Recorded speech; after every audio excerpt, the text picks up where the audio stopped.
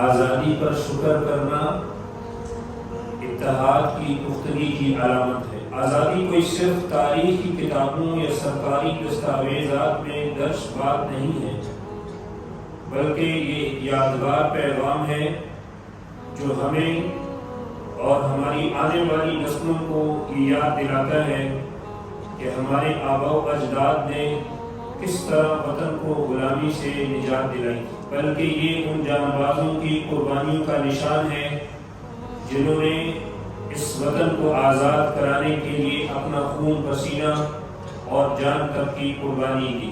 دوسرا حملہ ہمارے اوپر تمباکو نوشی کا ہے۔ الیکٹرانک سگریٹ یا ویپ کا بڑھتا ہوا استعمال مسلمان خصوصاً نوجوان ان عادتوں میں پڑھ کر اپنا مال ضائع کر رہے ہیں۔ ہمیں یہ سوچنا چاہیے کہ جدید قسم کی غلامیاں، یہ جدید قسم کے حملے ہم سب سے ایک سنجیدہ توجہ اور ذمہ داری کا تقاضا کر رہے ہیں۔ اس عظیم نعمت یعنی آزادی پر شکر ادا کرنے کا صحیح طریقہ یہ ہے کہ ہم اپنے نفس پرستی سے آزادی حاصل کریں، اپنی عبادات میں اضافہ کریں، قرآن پاک کی تعلیمات کو اپنی زندگی میں اپنائیں، خاندانی اور سماجی سطح پر آزادی کو اس انداز سے ہمیں اپنے گھروں کو جہالت سے آزاد کریں۔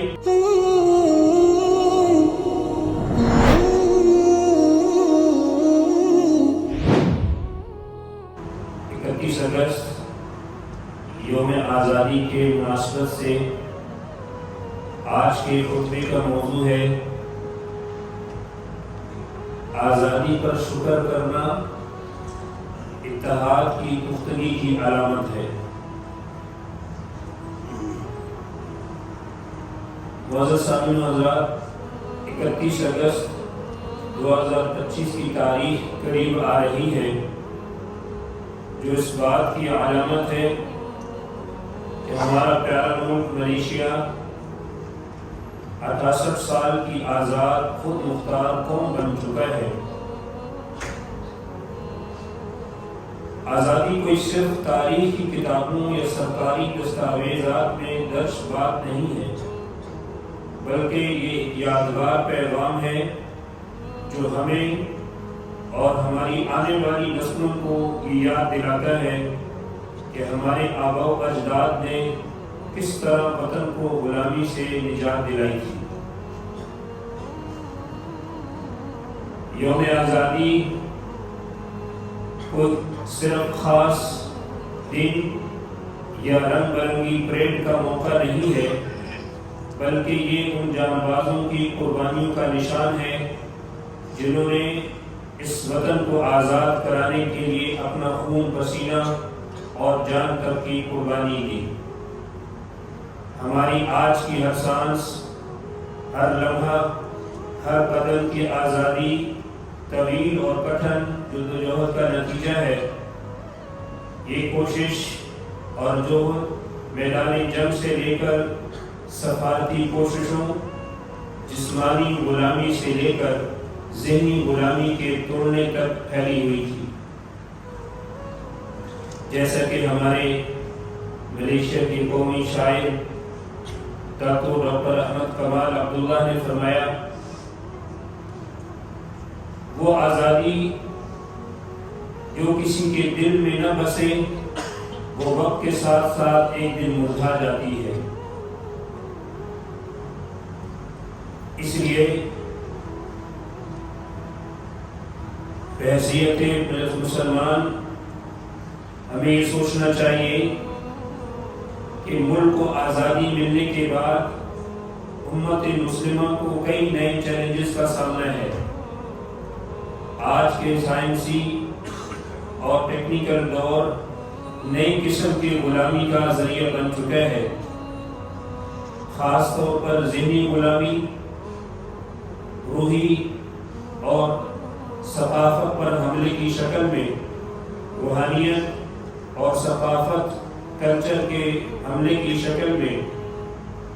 اب ہمیں بندوق یا توپ کے ساتھ ساتھ جنگ نہیں لڑنی، بلکہ ایک علمی جنگ درپیش ہے جہاں ہمیں ایسی سوچ اور نظریات سے لڑنا ہے جو دین اسلام اور قومی شناخت کے خلاف ہے۔ اس کے لیے آج کے اس جدید دور میں مسلمانوں پر 5 ایس کے ذریعے حملہ کیا گیا ہے۔ یہ 5 ایس کیا ہیں؟ ان کو ہر ایک مسلمان ذہن نشین کر لے تاکہ ان کے حملے اور فریب سے بچ سکے۔ Number 1، screen.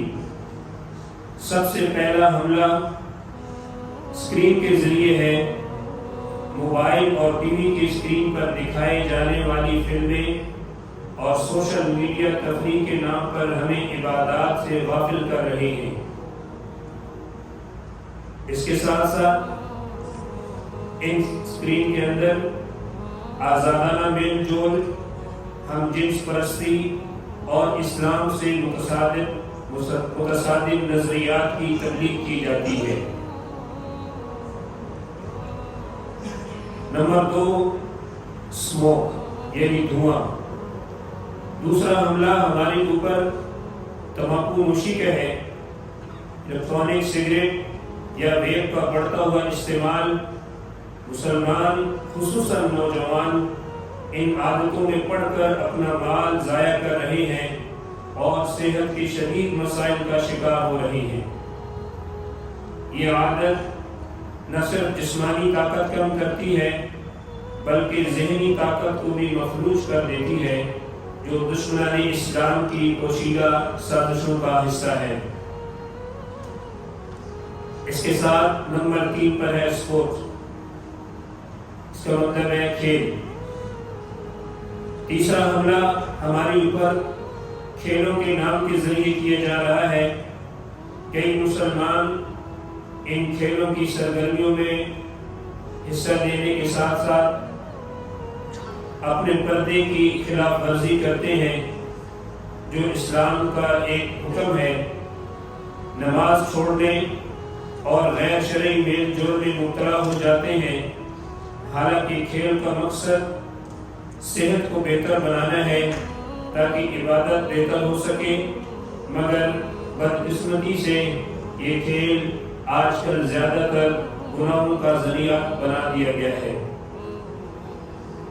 نمبر 4 پر ہے سانگ یعنی گانا بجانا۔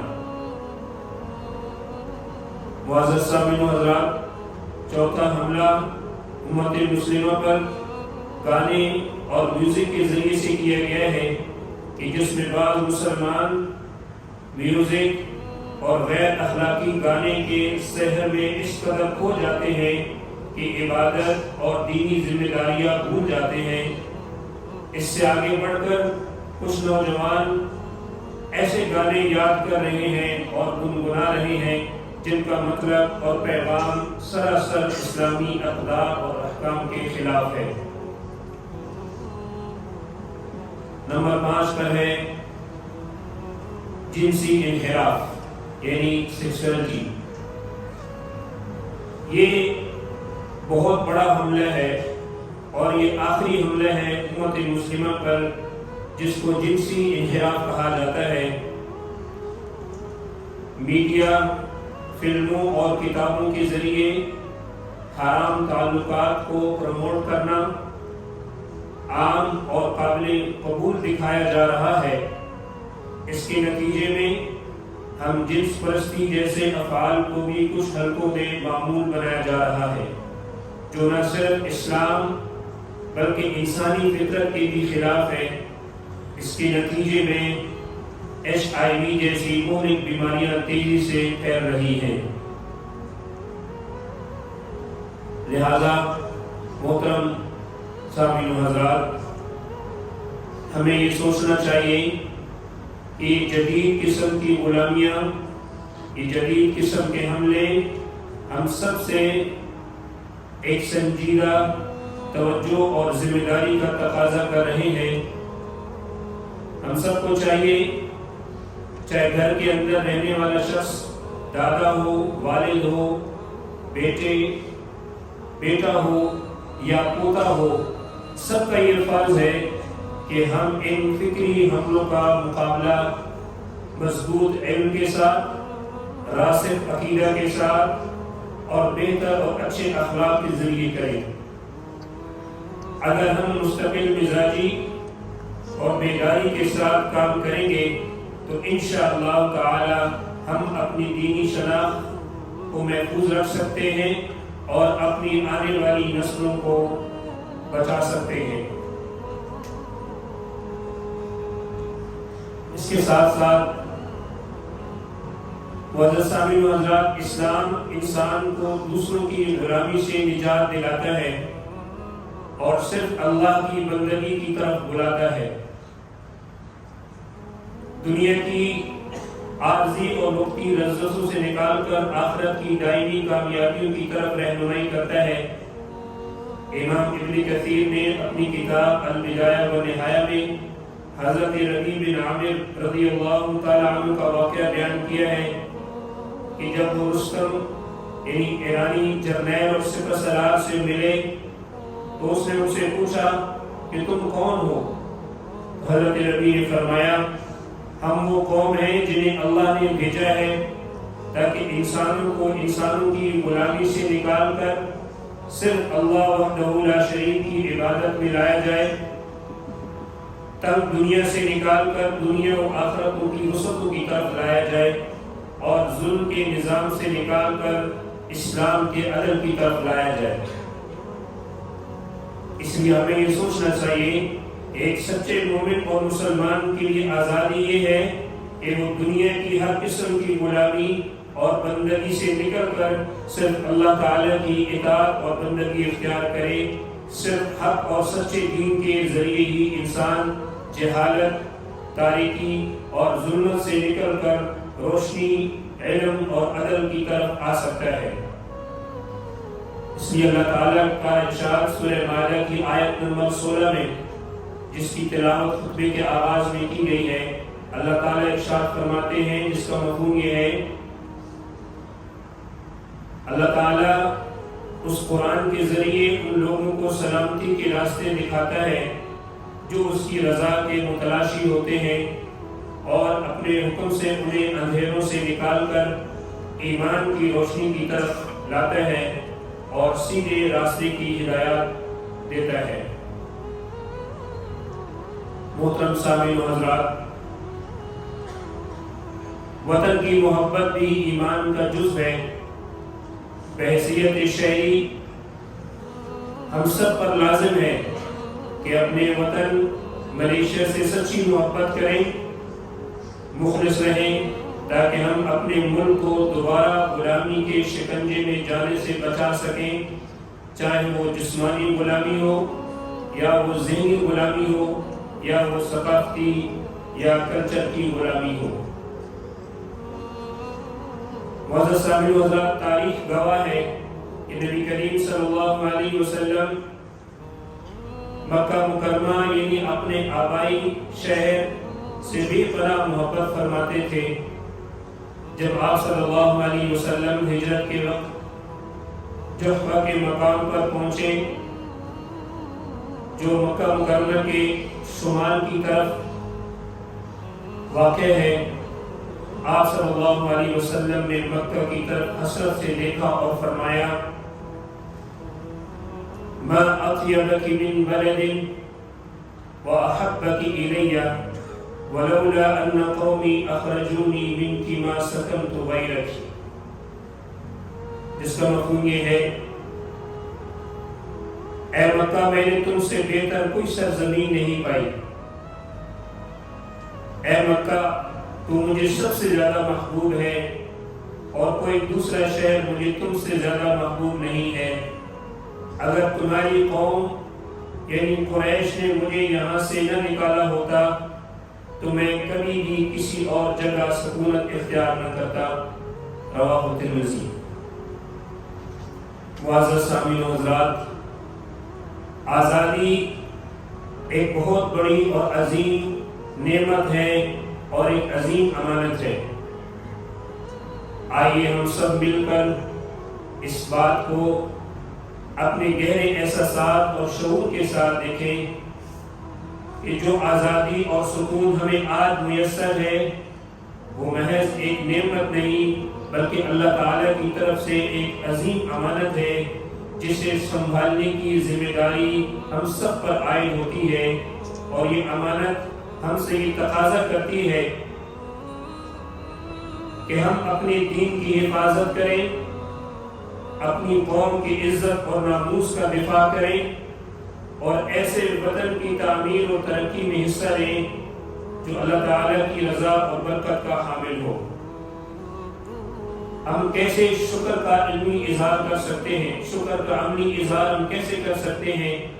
اس عظیم نعمت یعنی آزادی پر شکر ادا کرنے کا صحیح طریقہ یہ ہے کہ ہم اپنے نفس پرستی سے آزادی حاصل کریں، اپنی عبادات میں اضافہ کریں، قرآن پاک کی تعلیمات کو اپنی زندگی میں اپنائیں، خاندانی اور سماجی سطح پر آزادی کو اس انداز سے ہمیں اپنے گھروں کو جہالت سے آزاد کریں اور اس کے لیے علم حاصل کرنے کو لازمی پکڑیں، اپنی ملک کی معاشی حالت کو لالچ اور حرص سے پاک کریں اور زکوٰۃ اور وقف اور صدقے کو فروغ دیں اور امت مسلمہ کی وحدت کو برقرار رکھیں اور مساجد کو اپنا مرکز بنائیں تاکہ ہم وہاں اجتماعیت کے ساتھ رہ کر آپس میں دلوں کو جوڑ سکیں۔ پھر دوستو، معزز مسلمان بھائیوں، حقیقی آزادی کیا ہے؟